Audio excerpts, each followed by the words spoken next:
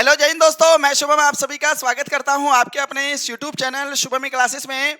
और देखिएगा, official notification army Agniveer rally का 2026-27 का जारी हो चुका है।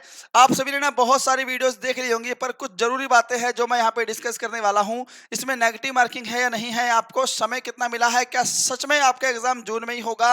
और एक चीज और बता दूं भैया, कमर कस लो इस बार आपके आर्मी का लेवल मेरे हिसाब से थोड़ा सा और अप जाने वाला है। अच्छे से मेहनत करेंगे, अच्छे से क्लासेस चलेंगी, बहुत सारी इंपॉर्टेंट चीजें हैं जो हम ऑफिशियल नोटिफिकेशन में डिस्कस करेंगे। और मैं आपका ज्यादा समय नहीं लेता हूं, आपको पता है मैं आऊंगा, क्विक नोटिस दूंगा और चला जाऊंगा। देखो, ऑफिशियल वेबसाइट पर खोल करके सबसे पहले रैली नोटिफिकेशन पे आप लोग को क्लिक कर लेना है ना। जब आप रैली नोटिफिकेशन पे क्लिक करेंगे, कल रात को यहाँ पर सिर्फ 7-8 थे, अब तो बहुत ज्यादा जो ARO ZRO के नोटिस आ चुके हैं, है ना। जिनका नहीं आया है उनका भी आ जाएगा। इसके अंदर GD, tradesman, clerk, technical, female वाली जो एथलीट है, WMP सबका है।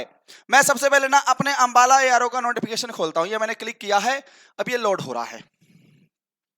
और इस बार नोटिफिकेशन उन्होंने बहुत अच्छा निकाला है, उलझाने वाली कोई चीज रखी नहीं है। देखो साहब, आपके सामने ये पूरा नोटिफिकेशन खुल गया है। आर्मी अग्निवीर का ऑफिशियल नोटिफिकेशन है 2026-27 के लिए। ठीक है, देखते हैं इसमें क्या है।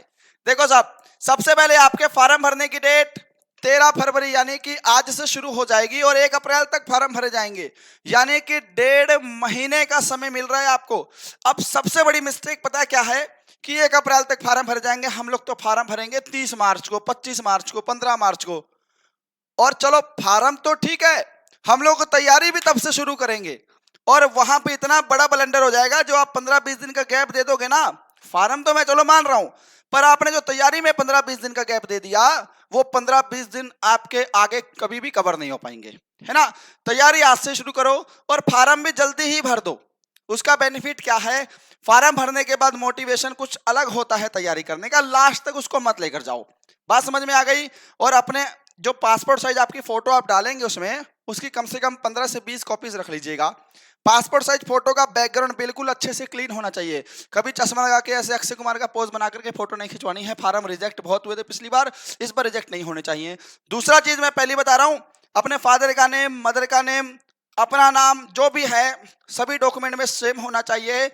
और फार्म भरते समय ना खुद बैठ करके फार्म भरवाइएगा, क्योंकि पिछले साल भी मैंने ये बात बोली थी, बहुत बच्चों के फार्म गलत हुए थे।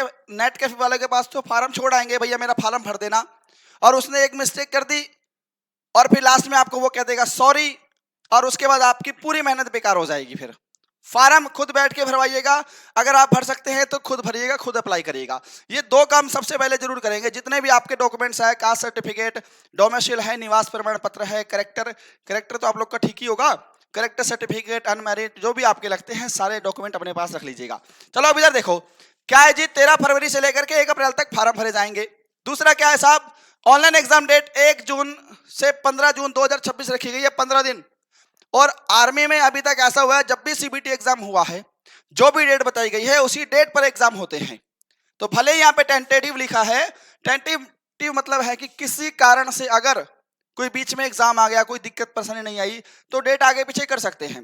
परंतु ये मानकर चलिएगा कि 1 जून से ही एग्जाम होगा। अब आप कहोगे सर जी फरवरी, मार्च, अप्रैल, मई, है ना, 4 महीने हैं, 3.5 महीने का समय है। 3.5 महीने कुछ नहीं होते। जून को मत गिनो, जून में तो एग्जाम है।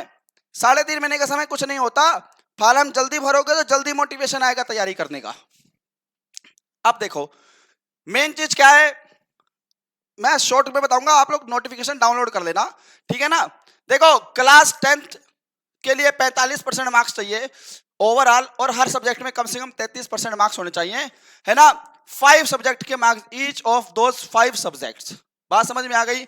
एज 17.5 से 22 साल कर दी गई है, जैसा दिनेश जी ने पहले ही वीडियो डाल दिया था। और एक नया लड़का आया है कोई, मतलब मैं देख रहा हूं ना, थोड़ा बोलने का लहजा भी ठीक नहीं है मेरे भाई। जो दिनेश जी ने बात बोली है वो सारी चीजें प्रूफ हुई हैं हमेशा। 17.5 से 22 साल तो हम लोगों ने वीडियो बहुत लेट बनाया था, उन्होंने नोटिफिकेशन आने से पहले ही वीडियो बना दिया था।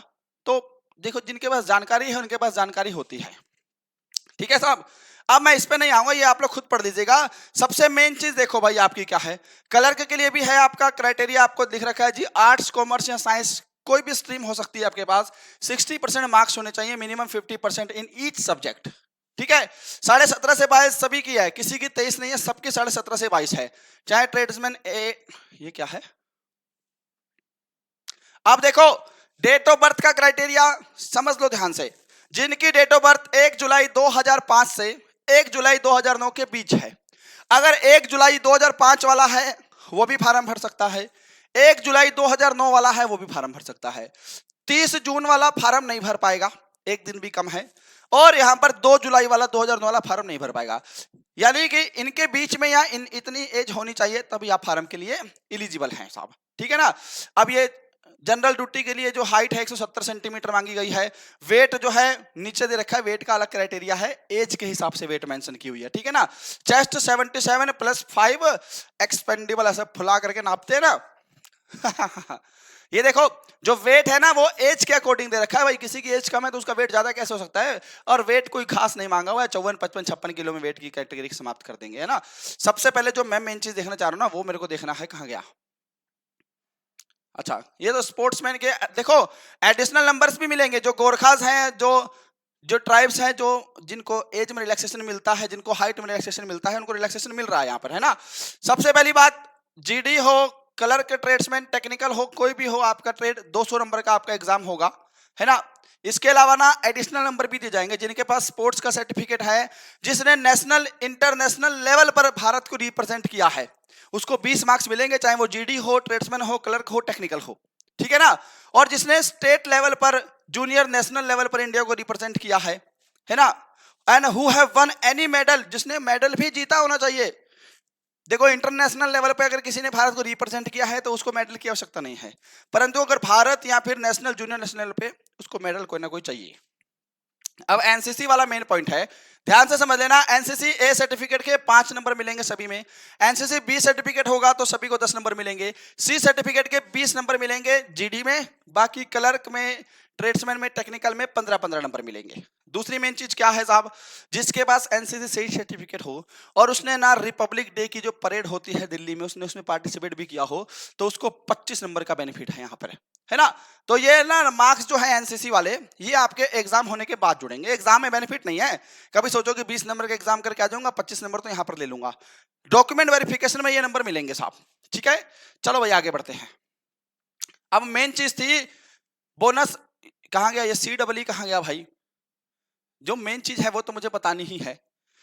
अच्छा एक चीज के अंदर और भी रखी है कि अगर कोई अग्निवीर वाला बंदा है ना, आपने फार्म भरा है तो आप 2 कैटेगरी में फार्म भर सकते हैं।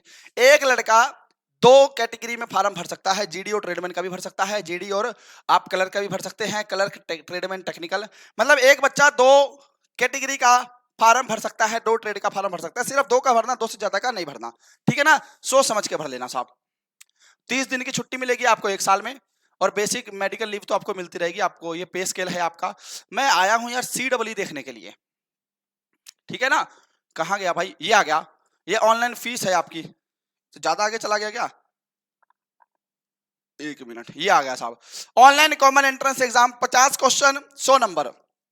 दूसरी चीज नेगेटिव मार्किंग है या नहीं है, इसके बारे में मेन चीज ये है कि कुछ भी नहीं दे रखा भाई नेगेटिव मार्किंग के बारे में ना, इस बार भी कोई आइडिया नहीं है, तो हम मान लेते हैं कि शायद नेगेटिव मार्किंग इस बार भी ना हो। इसने बेसिक इन्फॉर्मेशन दे रखी है, गेट हॉल पर जल्दी पहुंचना है। लो भाई देखो मल्टीपल चॉइस क्वेश्चन है, एज पर कैटेगरी, जो भी आपकी कैटेगरी रहेगी। 50 क्वेश्चन 1 घंटे का समय है ना, और 100 क्वेश्चन है 2 घंटे का समय है, जिसमें 100 क्वेश्चन आएंगे उसमें 2 घंटे का समय मिलेगा साहब।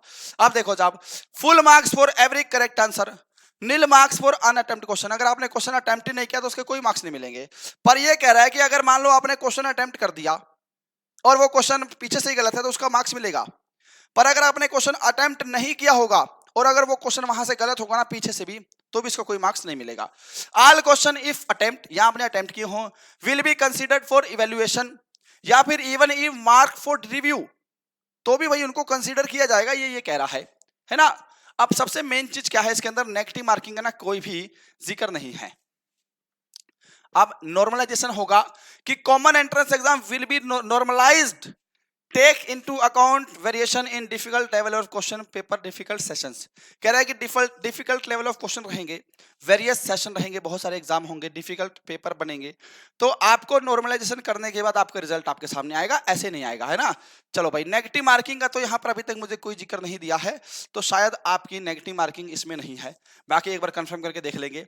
तो भाई मेरे कहने का मतलब ये है कि अपनी तैयारी पर जोर दीजिए, मेहनत करिए, और क्लासेस जो है ना, आज और कल तो मैं दिल्ली निकल रहा हूँ, कल रात तक आ जाऊंगा।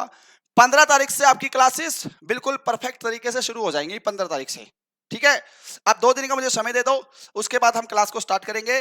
बाकी पुरानी वीडियोस अभी भी लाइव सेशन में अवेलेबल है, दबा कर मेहनत कीजिए, दबा करके इस बार जोश और जुनून के साथ कम नहीं होना चाहिए। चलो भाई, सभी को जय हिंद, जय Bharat, thank you so much.